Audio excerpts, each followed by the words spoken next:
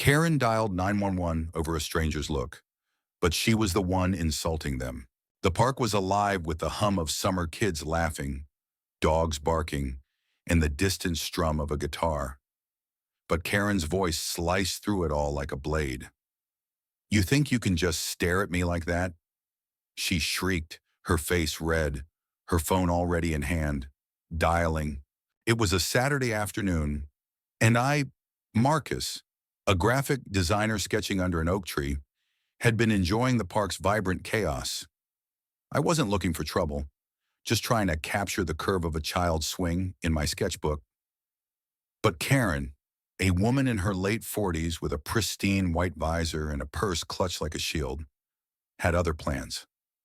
She stood 10 feet away, berating a group of 4 young adults, college students, by the look of their backpacks and casual tees. They seemed bewildered, their hands raised in a mix of confusion and defense. I couldn't help but overhear. Apparently, one of them, a lanky guy with dreadlocks named Jamal, had glanced her way while tying his shoe. That was enough for Karen to unleash a tirade. "You people think you own this place," she spat, her words dripping with venom. "I'm calling the police. You're harassing me." The group exchanged glances, their shock turning to indignation. Jamal stepped forward, his voice calm but firm. "Ma'am, I didn't even look at you.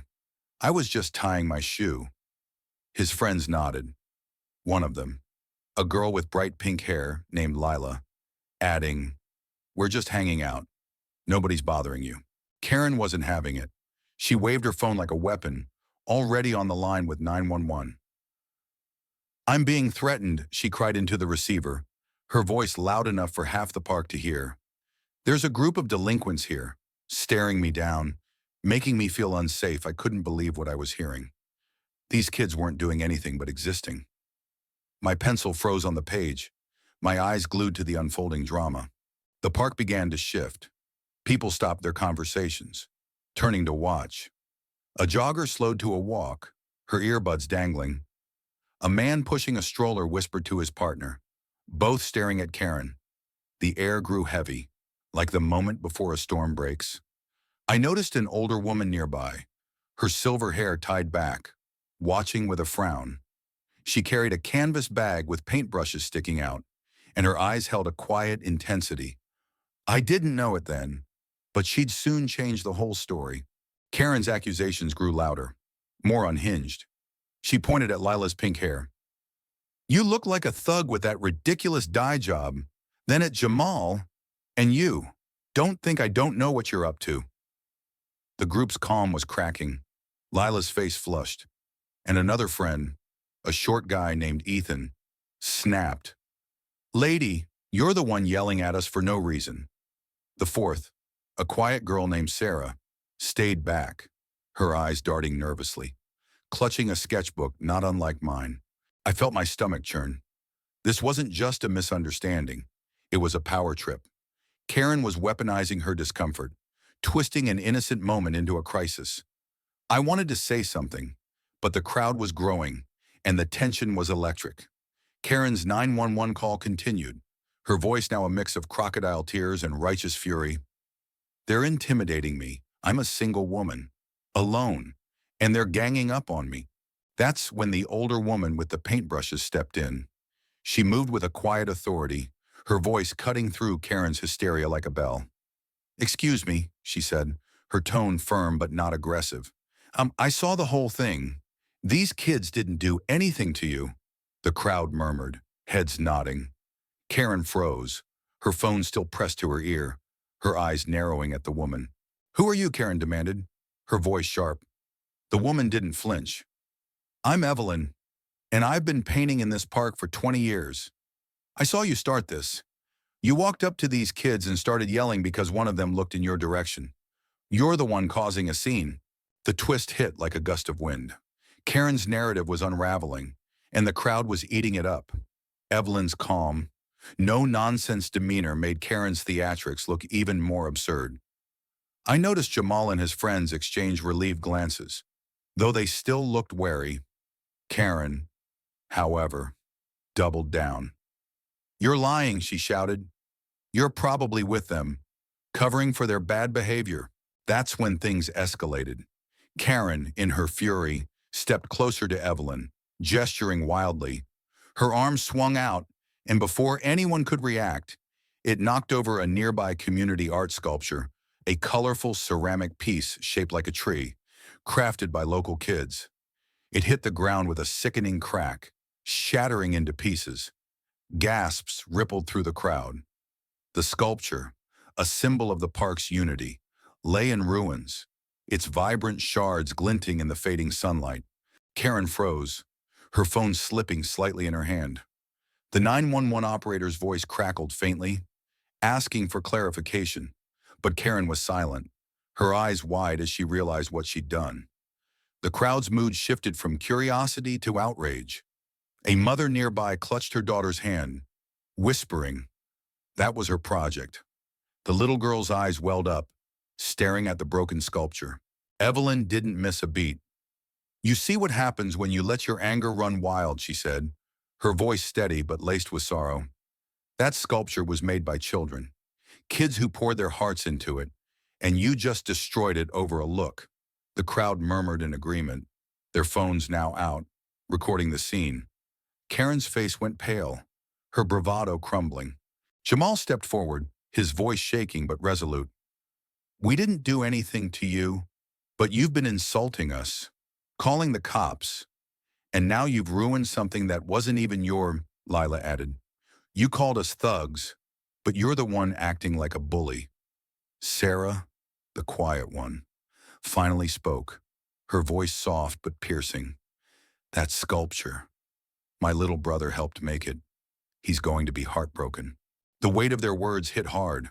Karen's eyes darted around, searching for an escape, but the crowd was closing in, not physically, but with their judgment. I felt a pang of pity for her, but it was fleeting. She'd brought this on herself, and the consequences were mounting. Then came the sirens. 2 police officers arrived, stepping out of their cruiser with measured calm. The crowd parted, and Karen's confidence briefly flickered back.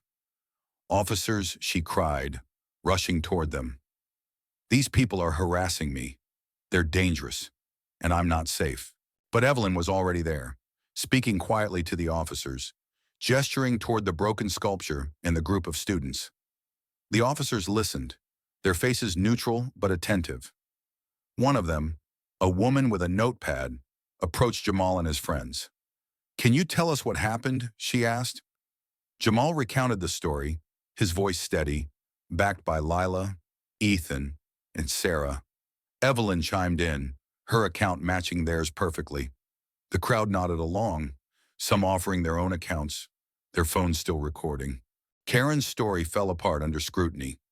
The officers turned to her, their expressions hardening. "Ma'am," the female officer said, "we've got multiple witnesses saying you initiated this conflict and damaged public property." "Care to explain?" Karen stammered, her earlier confidence gone. I didn't mean to break it. They provoked me. They were staring, making me feel unsafe." The male officer raised an eyebrow. "Staring isn't a crime. Ma'am, destroying property is..." He gestured to the shattered sculpture, now surrounded by a small group of kids and parents, some of whom were openly crying. The officer took photos of the damage, then turned back to Karen. "You're looking at a fine for vandalism, and will need to take a statement." The crowd's murmurs grew louder, a mix of satisfaction and anger. Karen's face crumpled, her phone finally dropping to her side. The 911 call had disconnected, but it didn't matter. Her attempt to wield power had backfired spectacularly. She'd called the police to paint herself as a victim, but her own actions had made her the villain. Evelyn stepped forward again, her voice softer now, addressing the crowd. "This park is for everyone. It's where we come to create, to connect, to heal. Let's not let one person's anger ruin that." She knelt by the broken sculpture, picking up a shard and holding it gently, like a piece of a broken dream. "We'll rebuild it," she said, looking at the kids nearby. "Together." The crowd erupted in quiet applause, and I felt a lump in my throat. Jamal and his friends were visibly relieved, their shoulders relaxing as the officers took Karen aside. She was issued a citation for vandalism, her name now tied to the destruction of a community treasure. The officers advised her to leave, and she did, her head bowed, avoiding the eyes of the crowd. As the sun dipped below the horizon, the park began to settle. Evelyn gathered the kids, promising to start a new art project. Jamal, Lila, Ethan, and Sarah stayed to help, their earlier fear replaced by a quiet resolve. I closed my sketchbook, my drawing unfinished, but I didn't care. I'd witnessed something bigger, a moment where justice wasn't just served but felt. I walked over to Evelyn, who was organizing the kids. That was incredible, I said. She smiled, her eyes crinkling. Sometimes all it takes is one voice to call out nonsense, but it's the community that makes it right. She handed me a paintbrush. Want to help us rebuild? I took it, nodding. The park was more than a place now. It was a story of accountability, of people standing up, of art rising from ashes. Karen's call to 911 had been meant to silence, but it had sparked a chorus instead. What do you think? Was Karen's reaction justified? Or did she cross a line? Share your thoughts. Let's talk about what's right and wrong here.